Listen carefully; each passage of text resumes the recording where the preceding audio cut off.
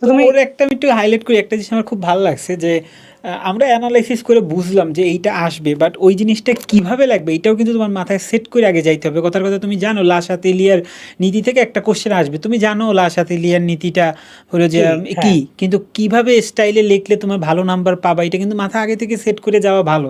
তাইলে দেখা যায় তুমি পরীক্ষার হলে তোমার আর ভাবা লাগবে না, তুমি টু দ্য পয়েন্টে লিখতে পারতেছো। এটা কিন্তু খুব ভালো একটা স্ট্র্যাটেজি। এবং ও আরেকটা কথা বলছে যে আমাদের কিন্তু মাঝে মধ্যে অনেক কিছু মানে ফিজিক্যাল প্লাস মেন্টাল দুইটার মিলিত আকারে কাজ করে। যেমন ও বলছে যে অনেকের ঘাড়েই হয়, যেমন এটা আমি নিজে অনেক সময় ফেস করছি, যখন অনেক বেশি প্রেশার থাকে আমার এই ঘাড়ের এই জায়গায় একটু ব্যথা করে।